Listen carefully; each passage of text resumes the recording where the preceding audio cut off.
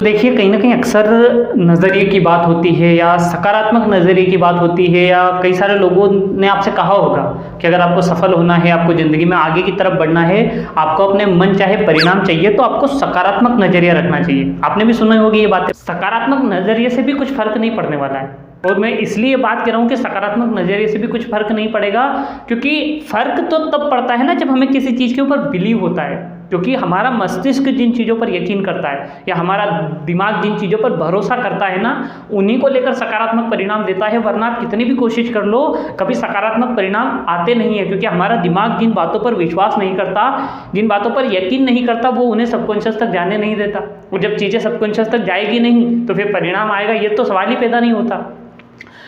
एक चीज़ समझिए सर, कि सबसे पहले अगर आपको नज़रिए की वजह से कोई परिणाम चाहिए ना, तो आपको सबसे पहले तो उसकी गहराई तक उसे समझना पड़ेगा।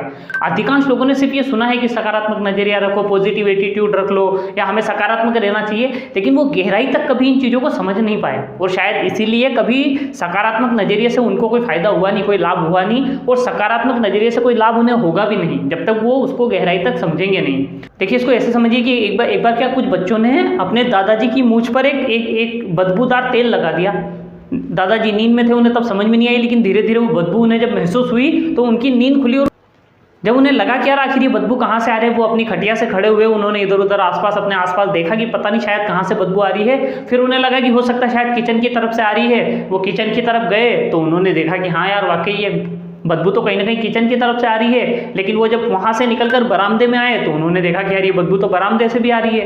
लेकिन उन्होंने कहा चलो एक काम करो, फ्रेश हवा में मैं थोड़ी देर चले जाता हूँ, तो वो बाहर गार्डन की तरफ चले गए। लेकिन जब वो गार्डन में गए तो उन्होंने देखा कि गार्डन में भी सेम बदबू आ रही है।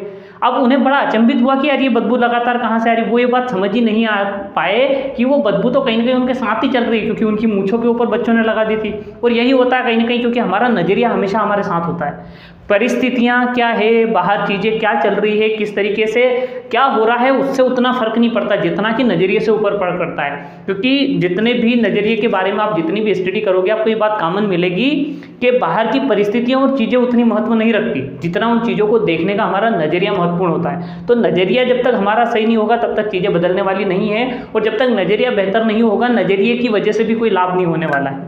पता क्या है कि अधिकांश लोग अपनी लाइफ में उन चीज़ों को लेकर अपना समय व्यर्थ करते रहते हैं जो असल में उनके हाथ में है नहीं। जिन चीज़ों पर उनका कोई नियंत्रण ही नहीं है, उन चीज़ों को लेकर लोग परेशान होते रहते हैं, बजाय अपने नज़रिए के ऊपर काम करने के ऊपर। मैं आपको इसको समझाता हूँ कि मान लीजिए कि आप एक नाव के अंदर बैठे और आप सफ़र कर रहे हैं। जब नाव के अंदर नाव चल रही है तो एक बात बताइए, जब नाव चलने के दौरान हवा किस दिशा में बहेगी आप ये तय नहीं कर सकते, या आपके हाथ में, आपके नियंत्रण में ये बात नहीं है कि हवा किस दिशा में चलेगी। हवा के ऊपर निर्भर करता है ना, वो तो नेचर के ऊपर निर्भर करता है, प्रकृति के ऊपर निर्भर करता है कि हवा किस दिशा में चलेगी।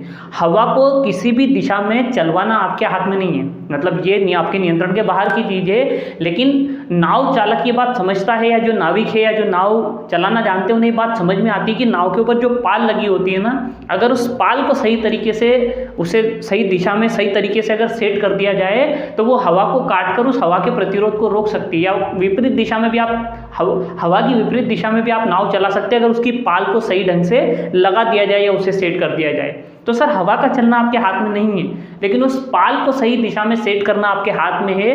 वही चीज़ समझिए सर कि बाहर की परिस्थितियां आपके नियंत्रण में नहीं है, लेकिन आपका नज़रिया आपके नियंत्रण में। अगर आप उस नज़रिए को आप पाल की तरह समझें ना, उस नाव की पाल की तरह आप देखें, तो आप अपने नज़रिए को अगर सही दिशा में सेट कर देंगे तो आप विपरीत परिस्थितियों में भी अच्छे परिणाम हासिल कर सकते हैं, विपरीत परिस्थितियों में भी आगे की तरफ बढ़ सकते हैं।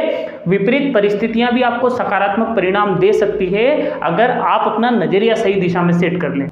अगर सर साइंटिफिकली देखा जाए ना, तो साइंटिफिकली भंवरा उड़ नहीं सकता, क्योंकि अकॉर्डिंग टू साइंटिस्ट ये कहना है साइंटिस्ट लोगों का कि भंवरे के जो पंख का आकार होता है ना, भंवरे का वजन अपने पंख से कई गुना ज़्यादा होने की वजह से जो साइंटिफिकली भंवरा नहीं उड़ सकता। लेकिन आप कहेंगे कि ये कैसी बात कर रहे हैं आप, भंवरे को हमने तो उड़ते हुए देखा है। और भंवरा बेशक उड़ता है बिकॉज ऑफ कि भंवरे को ये बात थोड़ी पता है भाई, साइंस और साइंटिस्ट को ये बात पता है कि भंवरे का वेट ज़्यादा है, पंख का वेट कम है, भंवरा नहीं उड़ सकता। लेकिन भंवरे को ये बात पता ही नहीं है, भंवरा तो उड़ रहा है, क्योंकि वो तो जानता ही नहीं है, उसको तो इस बात का बिलीव ही नहीं है। उससे तो ये बिलीव है कि मैं उड़ सकता हूँ, और इसी कारण भंवरा उड़ पाता है। हमेशा मैं एक एग्जाम्पल देता रहता हूँ अपने प्रोग्राम्स में, आज भी आपको बताता हूँ कि थॉमस एल्वा एडिसन जब 60 साल की उम्र में थे तो किसी कारण से उनकी फैक्ट्री के अंदर आग लग गई थी। तब एक रिपोर्टर ने थॉमस एल्वा एडिसन से पूछा कि सर, आपकी पूरी ज़िंदगी की मेहनत, आपकी पूरी ज़िंदगी का एक्सपीरियंस आपके सामने जलकर राख हो गया है, अब आपको क्या लग रहा है, आप ज़िंदगी में आगे क्या करेंगे? तब थॉमस एल्वा एडिसन ने एक बहुत अच्छी बात कही थी, उस ऊपर वाले ने आज हमारी सारी गलतियों को जला के राख कर दिया है और हमें दोबारा मौका दिया है फिर से एक नई शुरुआत करने का।